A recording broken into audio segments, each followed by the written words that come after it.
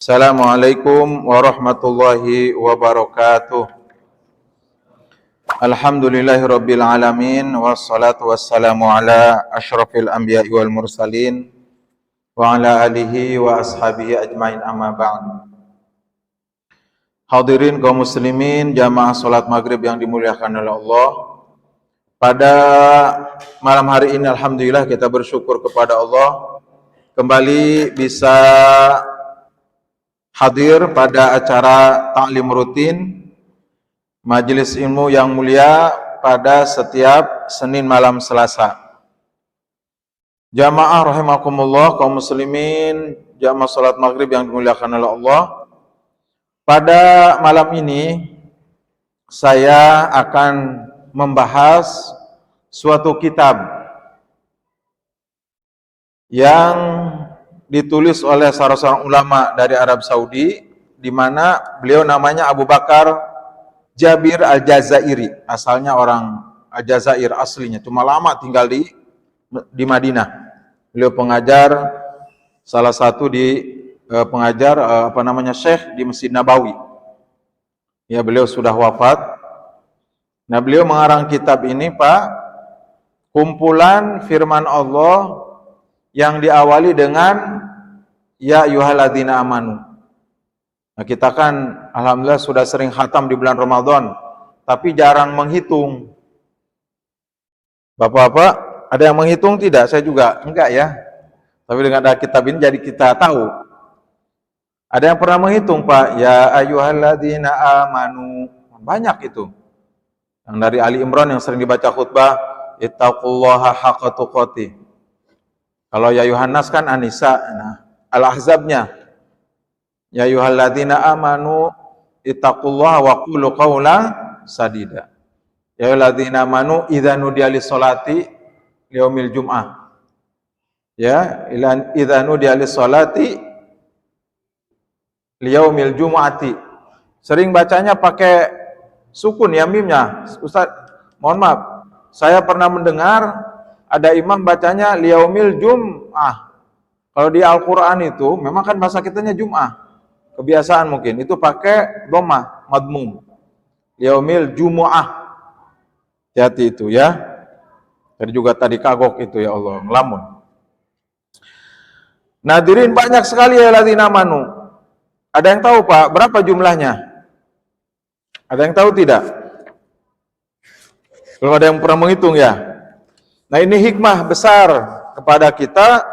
Ternyata ada ya ulama yang menghitung begitu. Kita kan harus dibuka-buka itu. Takut terlewatkan. Al-Baqarah dulu dari mana? Di Al-Baqarah lembaran pertama ada tidak? Innalladzina kafaru. Enggak ketemu itu, Pak. Terus sampai nanti dimulai dengan ayat 104 baru ketemu. Yang Bapak-bapak sering dengar kan ayat 153.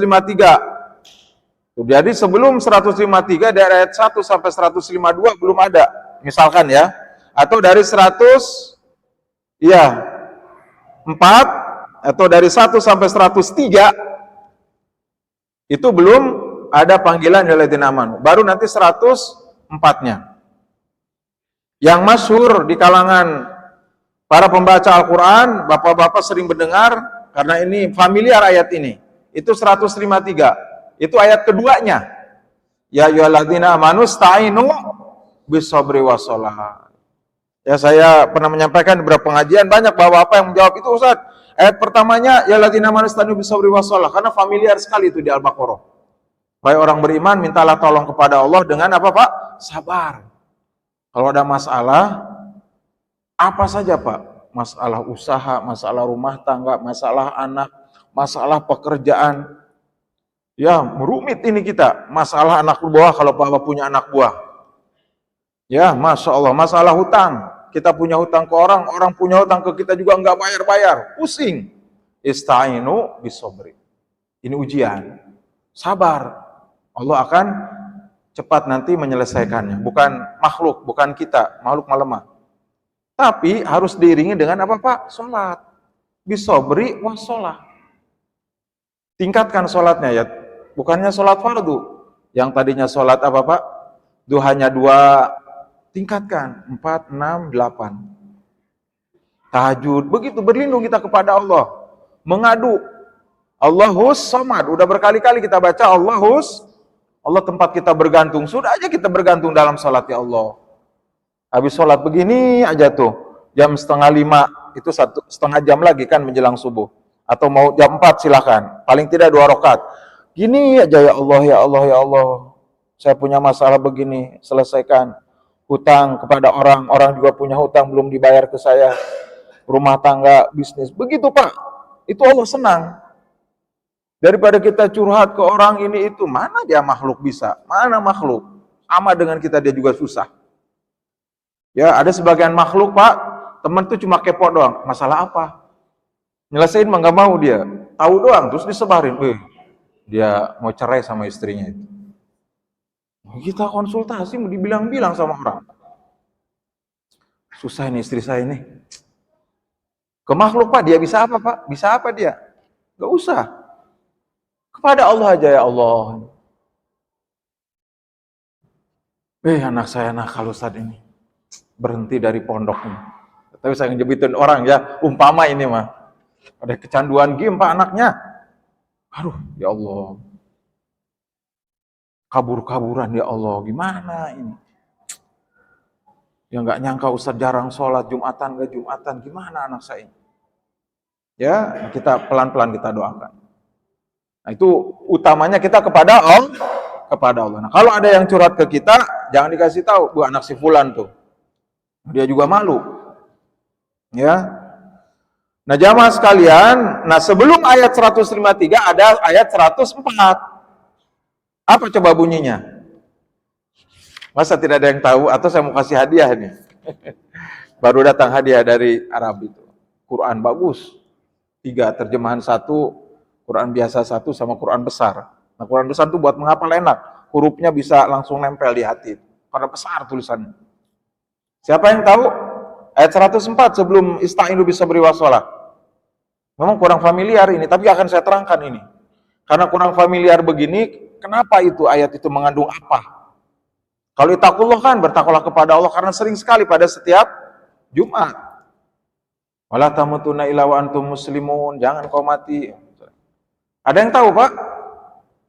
104. Itu pertama di Al-Baqarah yang mulai dengan ya ayyuhalladzina amanu. Wah, enggak ada yang jawab, berarti enggak jadi hadiahnya. Ya ayyuhalladzina amanu la taqulu ra'ina wa qulu dzurna wasma'u. Walil kafirina adzabun alim. Iya, pernah mendengar ayat itu? La taqulu ra'ina wa qulu dzurna. Hai orang-orang beriman, para sahabat ini khususnya apa? Kepada sahabat ketika Nabi SAW masih hidup. Ini ilmu ya. Jadi kalau pengajian, Pak, tidak harus mesti semangat menggebu-gebu. Masalah jihad, ya, ntar dulu. Ya, ini tafsir. Bagaimana tadabur? Oh, begitu ya firman Allah. Ini pun kita dapat dari ulama, nggak ngarang sendiri. Oh, ya, Masya Allah. Hai para sahabat, orang-orang beriman, ini dulu kepada para sahabat. Karena itu mau ditujukan kepada para sahabat. La taqulu ra'ina, jangan kalian berkata kepada Rasulullah ra'ina. Wa qul unzurna, ganti ra'ina itu dengan lafaz unzurna. Ustaz, apa arti ra'ina? Ada yang tahu tidak? Kalau unzurna ada yang tahu, unzur, lihatlah. Ya, kalau ra'ina tahu, Pak? Dari riayah,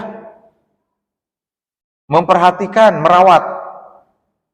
Jadi kata ulama, ra'ina dan unzurna sepadan, mutarodif atau sinonim. Artinya dua-duanya, ya Rasulullah, mohon engkau memperhatikan kami, lihat kami, perhatikan kami, begitu. Masalah yang kedua, kenapa ra'ina tidak boleh, unzurna boleh? Ternyata ini ra'ina di bahasa Ibrani, bahasa Yahudi, disalahgunakan oleh Yahudi untuk mengejek Rasulullah dan para sahabat. Ya, jadi biasanya Pak ada bahasa orang lain tidak tahu. Saya dari Sunda misalkan, ngobrol dengan orang Sunda mau ngejek seseorang, misalkan begitu. Wih, si gedebul itu Pak tukang ngebohong. Ya, si gedebul datang, si gedebul. Misalkan dia nggak ngerti tuh si gedebul itu apa. Ya, Bapak juga misalkan bahasa daerah sini, ngobrol dengannya. Makanya kita kan oleh Allah dilarang Pak berbisik-bisik berdua dengan meninggalkan seseorang, takut orang tersinggung. Ya, begitu juga bahasa. Ya sekali-kali saya dengan Sunda, bahasa dengan Bapak dengan Sasak juga boleh. Tapi kalau ada orang nggak ngerti Pak, itu dia mohon maaf agak misalkan mau nyambung ngobrol tidak bisa dia. Sehingga kita pakai bahasa yang disepakati. Cuma biasanya kita untuk nyinggung orang itu menggunakan bahasa daerah sendiri yang orang lain tidak apa Pak paham. Begitu si Yahudi. Memang dari dulu Pak durhaka. Janganlah kalian orang beriman menyakiti Nabimu seperti Yahudi menyakiti Nabi Musa. Itu di Al-Quran berkali-kali Pak. Yahudi itu Pak menyakiti dari sisi keimanan ingkar. Nabi Musa sedang berkholwat menerima wahyu, dia bikin patung dari emas itu. Sebesar apa Pak? Anak sapi, bayangkan itu. Emas Pak dilebur jadi anak sapi berapa kilo itu? Makanya dari ahli sejarah, gimana caranya itu? Dari mana? Ternyata dia waktu mereka 70.000 lebih kabur dari Mesir, ya dibawa oleh Nabi Musa diselamatkan. Maka orang ngungsi itu Pak, orang lari mau bawa kurma beberapa ton, nggak bisa, gandum dipikul gitu, dikejar-kejar oleh Firaun. Apa yang bisa dibawa? Apa itu yang praktis? Emas. Makanya para ulama tuh heran Pak, bagaimana si Samiri membuat patung dari peleburan emas itu sebesar apa? Anak sapi. Kalau segede anak ayam, anak kucing sih mendingan Pak kecil. Anak sapi, memang sih bukan anak, tapi anaknya kan gede juga. Makanya dia bergemerlapan kan, kata Ibnu Katsir itu di Sinar Ulama tadi. Memang dia ada tujuan juga. Gemerlapan, kemudian si setan masuk Pak ke mulutnya, jadi bersuara. Makanya tidak heran kalau ada, misalkan, ada patung Bunda Maria di daerah timur-timur itu menangis. Padahal nggak ada sumber air, misalkan, boleh jadi setan atau dibuat oleh orang, bisa jadi. Tapi boleh jadi setan supaya orang takjub, bisa jadi. Sengaja setan, karena setan senang sama apa Pak? Patung. Nah kalau Samiri memang sengaja itu, kerjasama dengan setan. Ya, nah jadi Pak, dari sisi keimanan tentu mereka ingkar, sampai oleh Allah apa Pak? Dikirim petir. Ya, kemudian juga mereka faqtulu anfusakum, mereka disuruh membunuh dirimu. Ada dua pendapat Pak. Jadi ketika penyembahan itu terjadi, mohon maaf, iya ya, yang disengat apa namanya, dilempari dengan petir itu ketika mereka arinallaha jahrotan, fa'akhadhahumus sa'iqah. Ketika minta, kami nggak bakalan percaya lagi sama Tuhan kamu, wahai Musa. Kenapa? Datangkan Tuhan itu. Arinal jahro. Gimana tadi? Arinallaha jahrotan. Lihatkan kepada kami Allah turun ke bumi, melihat dengan jelas. Gini. Allah lebih luas dari langit dan bumi. Bagaimana ke bumi nggak cukup? Ya? Bagaimana itu? Beda nanti dengan yang turun ke langit dunia itu nanti asma sifat ya, kita beriman kepada Allah. Nah, tidak mungkin Allah turun ke bumi. Turun ke bumi ya dengan fisiknya. Itu arinallaha jahrotan. Perlihatkan kepada kami Allah dengan jelas. Langsung Pak dihajar oleh petir. Mati semua. Itu satu tuh.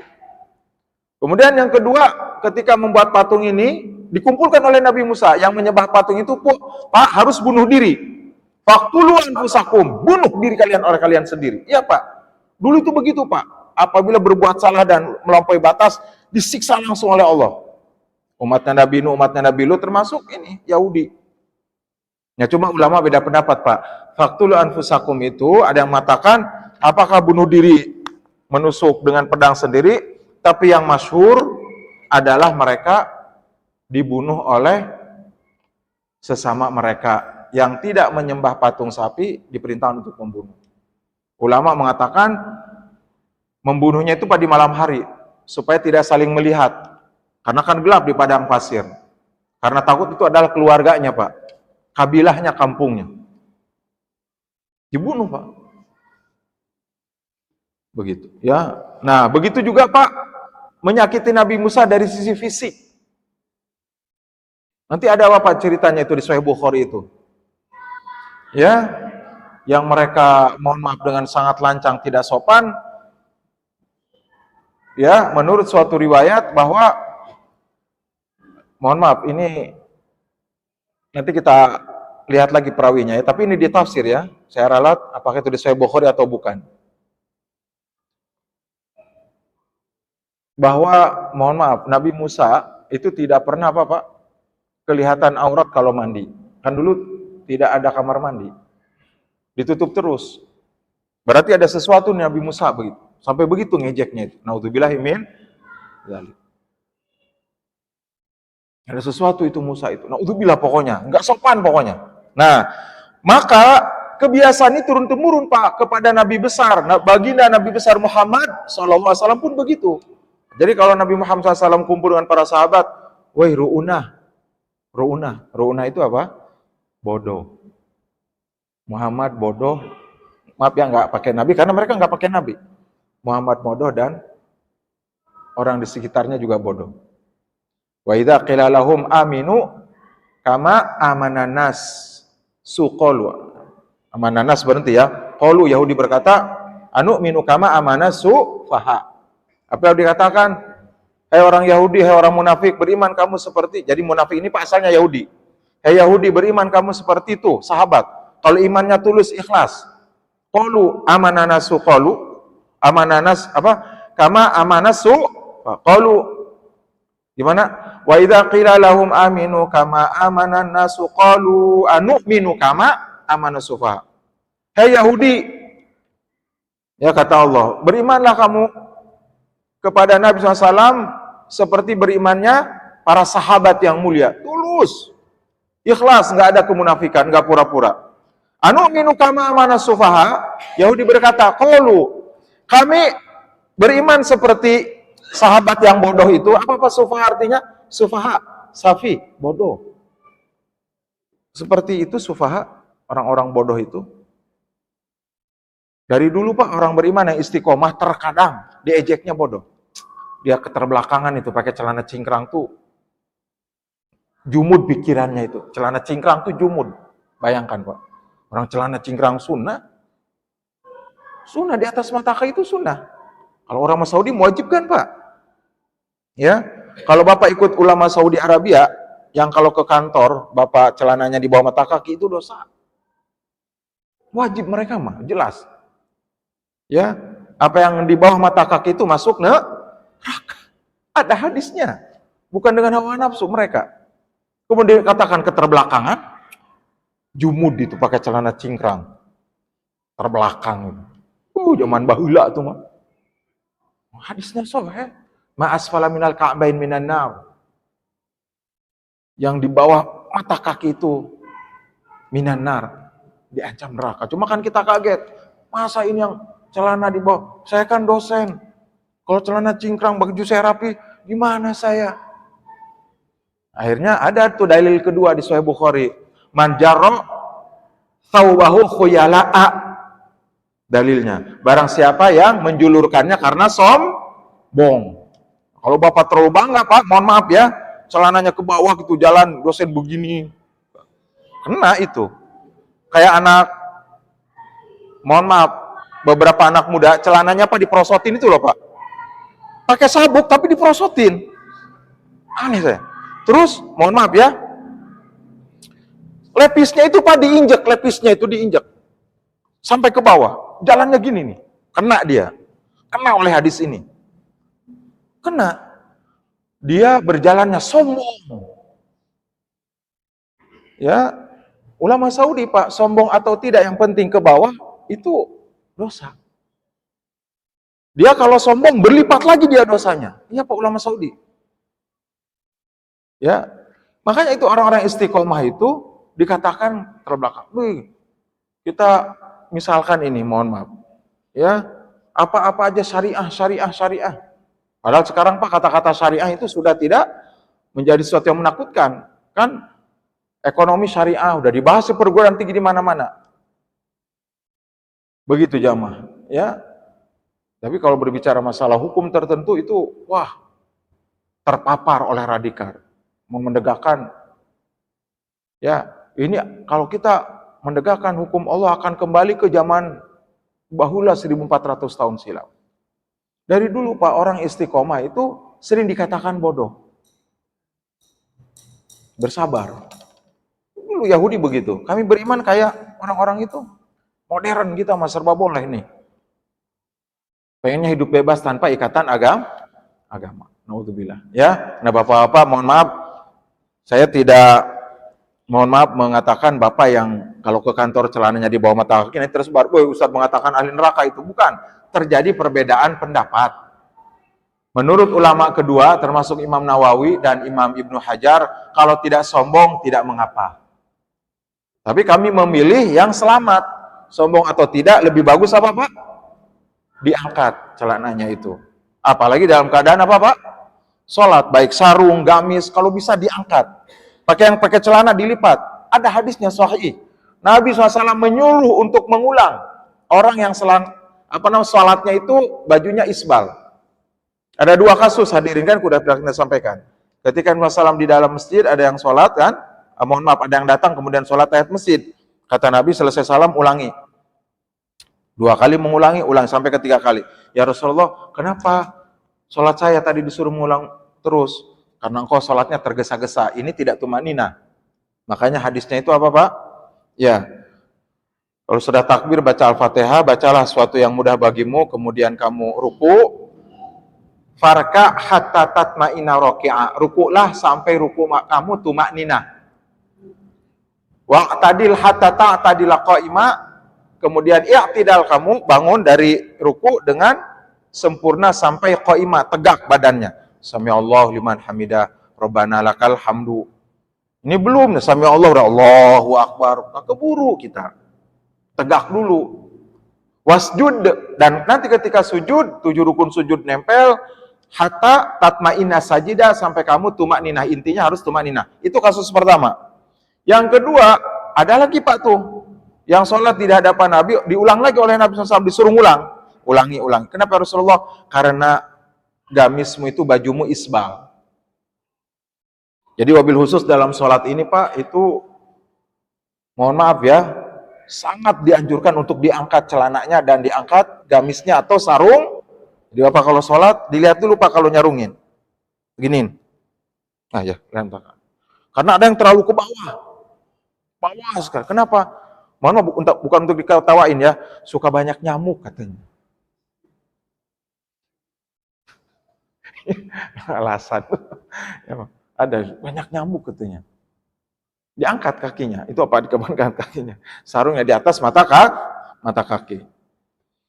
Nah jamaah sekalian, jadi ketika para sahabat mengatakan ro'ina, sering diketawain oleh orang Yahudi. Ya, ro'ina. Kata Yahudi, mereka mohon maaf ya, dia juga bilang tuh ke Nabi begitu. Kok mengatakan ro'ina ru'una? Kalau sahabat mengatakan, seolah-olah kata Yahudi, sahabat juga mengatakan, mohon maaf tabe ya, mengatakan mengejek Nabi begitu.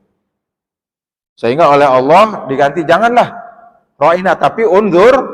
Pak ini sederhana, tapi bagi Nabi SAW ini merupakan kemuliaan. Maksudnya, kita beradab itu bukan hanya kepada sesama, itu dianggap mulia, wabil khusus kepada Rasulullah itu ajaran yang sangat penting dan bagian dari keimanan.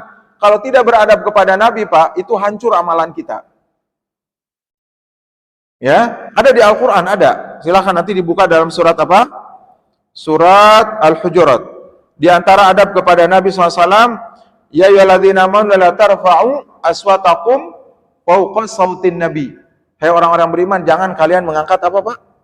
Suara di atas suara Ustaz. Lagi bicara atau ketawa terbahak-bahak, nggak boleh di hadapan Nabi, mah nggak boleh. Ya, ngobrol keras itu nggak boleh. Ya, itu suaranya harus rendah di bawah Rasulullah SAW. Bahkan kata ulama, gimana Pak? Dulu pernah kita sampaikan, manggil Nabi Muhammad SAW itu harus dengan Nabiullah atau Rasul. Ya Nabi Allah, ya Rasulullah. Kalau pakai ya itu Pak, itu harus fathah. Ya Rasulullah, ya Nabiya. Itu begitu kaidah ilmu nahu. Makanya sering saya dengar itu di daerah sana ada ya Habiballah. Mestinya begitu, tapi dia salah Pak, ya Habibullah. Saya sampaikan itu ke teman yang tinggal di sana, akhi, koreksi itu, kedengaran kemana-mana. Ya nyebut Rasulullah, ya Habibullah. Salah itu menurut Ilmu Nahwu, ya Habiballah. Nah jamaah sekalian, diterangkan oleh Allah Subhanahu Wa Taala, jangan mengangkat suara di atas suara Nabi SAW. Wala tajharu lahu bil qauli, jangan kau juga memanggil Nabi SAW dengan panggilan kajahri ba'dikum li ba'din, seperti memanggil teman-teman kalian. Ya, kalau kita dengan teman, saya dengan Pak Arwan, misalkan ya, bagus Pak Arwan bagus, atau Pak Arwan manggil saya Pak Zainuddin atau Zainuddin biasa, itu boleh. Tapi kepada Nabi SAW tidak boleh. Ini ketika Nabi SAW hidup Pak. Kalau salawat boleh, pakai boleh tidak. Ya, Allahumma sholli ala Sayyidina. Ada bapak mendengar ketika khutbah, Allahumma sholli ala Muhammad. Boleh. Ini memanggil. Ya, memanggil itu tidak boleh dengan mohon maaf. Muhammad, tidak boleh. Ya, kata Allah Subhanahu wa taala Bapak, antah bata a'malukum. Bukan hanya enggak sopan, tapi hancur sholat kita, amalan-amalan kita, puasa kita, zakat kita, haji kita, enggak ada pahala kalau memanggil kepada Nabi SAW dengan panggilan apa tadi?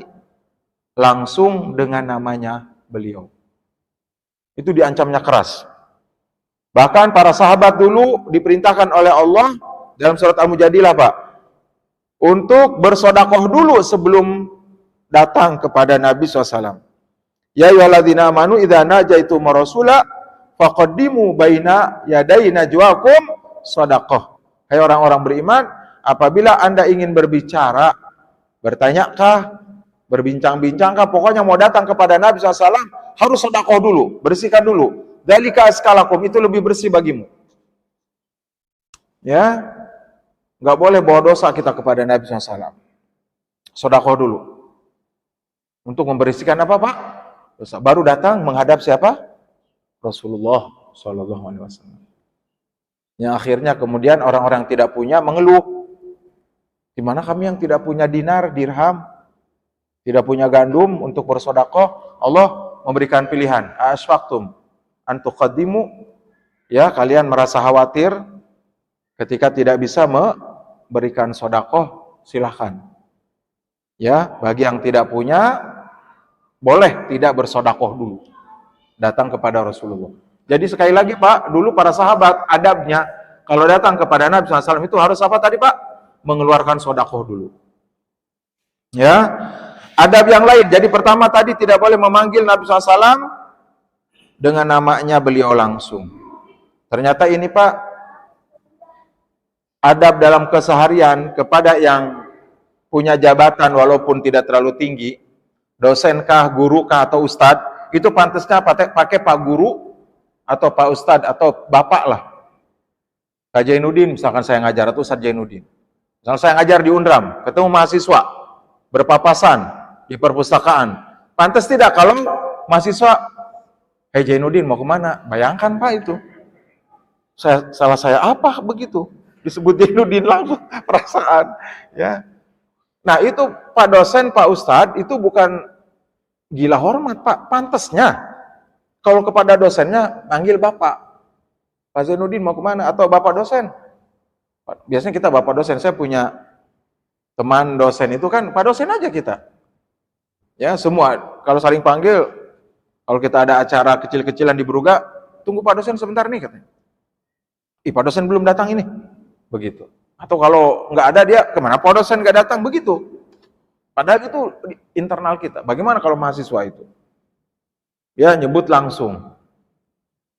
Itu kepada, mohon maaf tadi, guru dan misalkan dosen. Apalagi kepada Rasulullah SAW tidak pantas sekali dengan menyebut namanya langsung. Ya, paham?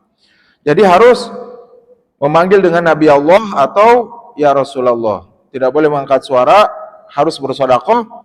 Dan dengan jelas Allah dalam surat Al-Ahzab menyatakan, wa ma kana lakum an tu'dzu Rasulullah. Tidak pantas hai para sahabat engkau menyakiti Rasulullah. Wala an tankihu azwajahu min ba'dihi abadan. Dan jangan pula kalian, wahai para sahabat, ini kata Allah, saya pakai bahasa kalian ya. Wahai kalian, wahai para sahabat, kata Allah Subhanahu wa taala, jangan menikahi istri-istri Nabi SAW min ba'dihi, setelah wafatnya beliau. Aisyah masih muda, Hafsah masih muda. Beliau dinikahkan umur 7 tahun, Pak. Dibawa nikah akadnya, tapi serumahnya tuh umur 9 tahun. Silahkan baca di sejarah. Ya, dibawa ke Madinah umur 9 tahun. Kalau di Madinah beliau, Aisyah radhiyallahu anha hidup selama 10 tahun dengan Nabi, kan Nabi SAW 10 tahun di Madinah, Pak, 13 tahun di Mekah. Berarti kira-kira usia beliau berapa itu? 19 tahunan, 20 tahunan, ditinggal wafat oleh baginda Nabi Muhammad SAW. Ya, karena di dalam ayat Al-Quran juga bahwa istri-istri Nabi SAW itu adalah ummahatul mu'minin, ummahatukum. Mereka adalah ibunya orang-orang beriman. Termasuk ibunya para sahabat, ibunya kita, Pak, seolah-olah begitu. Maka sebagaimana anak tidak boleh menikahi ibunya, maka para sahabat tidak boleh menikahi istri-istri Rasulullah SAW. Apa kata Allah? Inna dzalikum kana indallahi azima. Sesungguhnya kalau menikahi istri Nabi itu sesuatu yang dosa besar hukumnya. Dosa besar. Nah, bagaimana Ustaz? Kalau tadi kan memanggil seorang guru, seorang ulama dengan namanya langsung kurang pantas. Mohon maaf sekali lagi. Gimana kalau menikahi? Kalau ada ustadz, tuan guru meninggal, istrinya boleh dinikahi enggak? Boleh enggak, Pak? Oleh orang lain boleh. Kalau misalkan ada alumni muridnya yang menikahi apa? Boleh. Ini pernah kejadian. Tapi kalau itu dicerai, dimarahin anak muridnya itu, dipanggil. Padahal dia udah alumni. Ya, kata muridnya ini, kalau sampaikan orangnya bapak-bapak tahu, tapi di Jawa sana, tapi terkenal orang ini. Mencerai dengan istrinya, itu qadarullah. Kemudian ada alumni pondoknya itu, udah lama lulus. Ya, kemudian menikah karena istrinya masih muda. Boleh apa tidak itu, Pak? Boleh. Enggak termasuk tidak tahu diri atau kurang adab, boleh. Karena yang tidak boleh itu khusus kepada apa? Istri Nabi SAW. Jadi ini sekali lagi mengenai adab kita kaum muslimin kepada Nabi Muhammad SAW. Wabil khusus ayat yang kita baca 104 tadi, ketika Nabi SAW masih hidup dan para sahabat tentu berhadapan langsung dengan beliau. Nah, untuk kita tentunya kita beradab dengan melaksanakan sunnahnya. Kalau kita sifatnya yaitu apa, Pak? Untuk amalan sunnah. Beradab kepada Nabi berarti mengikuti sunnah-sunnahnya. Termasuk apa, Pak? Orang bakhil idza dzukirtu walam yusalli alayya. Ya, yaitu orang yang tidak pernah bersalawat ketika disebutkan namaku. Termasuk orang yang merugi, kata Nabi SAW ketika beliau naik mimbar itu. Ya, sering disampaikan pada bulan suci Ramadan. Amin, amin, amin. Ya Rasulullah, kenapa engkau amin? Jibril tadi mendoakan. Celaka orang yang masih punya orang tua tapi tidak berbakti. Celaka, karena adanya orang tua itu sebagai tabungan pahala untuk kita. Muliakan. Yang kedua apa, Pak? Celaka orang yang masuk bulan Ramadan tapi tidak diampuni. Terus mau bulan yang lain gimana? Kalau tidak sungguh-sungguh di bulan Ramadan. Dan celaka orang yang dzukirtu indahu, disebutkan namaku di sisinya, ya, walam yusalla alayya, dan dia tidak bersolawat. Naudzubillah. Ya, kita termasuk disebut celaka, naudzubillah. Allahumma shalli ala Muhammad wa ala alihi wa ashabihi ajma'in. Ya. Ya, Pak, ya, jadi kok Ustaz sepertinya kita kurang sopan tidak pakai Sayyidina? Boleh. Bapak kalau salaman kan nggak pakai Sayyidina juga. Allahumma shalli ala Muhammad. Nggak apa-apa. Pakai Sayyidina bagus. Ya. Jadi kalau di luar panggilan itu boleh. Ya, kalau salaman kan Allahumma shalli ala Muhammad. Nggak sopan Bapak begitu. Boleh. Ya, kalau salat boleh, pakai Sayyidina boleh. Boleh. Silakan hadirin, ada yang mau ditanyakan? Mungkin kayaknya 5 menit lagi ya, kalau nggak salah 28. 26 ya. Tafadhol. Tinggal kira-kira 1 menit lagi. Ada yang mau ditanyakan, Pak? Jadi ayat pertama tadi apa, Pak? La taqulu ra'ina wa qulu dzurna wasma'u, ya. Nanti itu ayat terakhirnya, Pak, di sini. Masya Allah. Bapak-bapak masih ingat ya? Jadi kata beliau, ayat Yang dimulai dengan ya ayyuhalladzina amanu ada 90. Terhitung dari Al-Baqarah 105 terus nanti di Ali Imran ada, di Al-Maidah ada, sampai pada surat At-Tahrim terakhir, Pak. Kalau di kitab ini. Ya. Surat apa hadirin? At-Tahrim. Ya ayyuhalladzina amanu qu anfusakum. Kata beliau itu terakhir. Ya. Oh, bukan. Di At-Tahrim ada dua, maaf. Salah saya kacamatanya. Jadi di At-Tahrim ada dua panggilan. Ya ayyuhalladzina amanu qu anfusakum. Terakhir ya ayyuhalladzina amanu tubu ilallahi taubatan nasuha. Itu At-Tahrim juga. Kata beliau, terakhir panggilan Allah kepada kita di dalam surat At-Tahrim juz 29 menjelang Tabarok ya, kalau nggak salah ya. Tabarok ya. Setelah At-Tahrim kan Tabarok ya. Itu ya ayyuhalladzina amanu qu anfusakum, jaga dirimu dan keluargamu dari api neraka. Ditutup dengan hai orang-orang beriman, bertaubatlah kepada Allah dengan taubat nasuha. Allah alam bisawab. Silakan. Hadirin, ada yang mau ditanyakan? Ini saya agak aneh, Pak ya. Coba Bapak lihat di internet. Dua di pengajian, saya tanya berapa jumlah ayat ya ayyuhalladzina amanu, semua jawabnya 86. Katanya di internet 86. Nah, di kitab ini 90, berarti beda 4. Ya, saya belum konfirmasi nanti ke berapa yang ahli Quran. Kemungkinan, mungkin ada ayat yang sama, Pak ya. Biasanya begitu. Nah, di sini dilengkapi ayatnya. Biasanya ayat yang sama terus dikurangi. Misalkan, yang kita baca tadi dalam surat apa, Pak? Al-Hasyr. Ya ayyuhalladzina amanu taqullah. Taqullah itu ada berapa itu? Ya, dalam surat Al-Ahzab, ya ayyuhalladzina amanu taqullah wa qulu qawlan sadida. Dalam surat Al-Imran, ya ayyuhalladzina amanu taqullaha haqqa tuqatih. Barangkali itu. Coba apa nanti buka di internet, itu ada yang menjawab, Ustaz 86 tanya. Ini ada 86. Allah alam ya, kok di sini ada 90. Dan beliau ada judulnya juga. Ya, firman Allahnya ditulis kemudian judulnya. Nah, di daftar isinya judulnya saja. Makanya yang ayat terakhir itu, Pak, sedikit ya. Yang 90, mohon maaf, 89 judulnya saja, Pak. Fi wujubi waqaitan nafs wal ahli minan nar. Ayat yang ke 89 adalah kewajiban kepada kita untuk menjaga diri kita dan keluarga dari api neraka. Yang berbunyi apa tadi? Ya ayyuhalladzina amanu qu anfusakum wa ahlikum nar.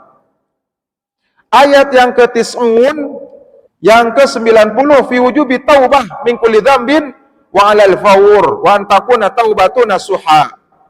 Ayat terakhir panggilan yang ke-90 adalah kewajiban bertaubat kepada kita dari setiap dosa, dan bertaubatnya harus segera, dan taubatnya juga harus nasuha, yaitu sungguh-sungguh.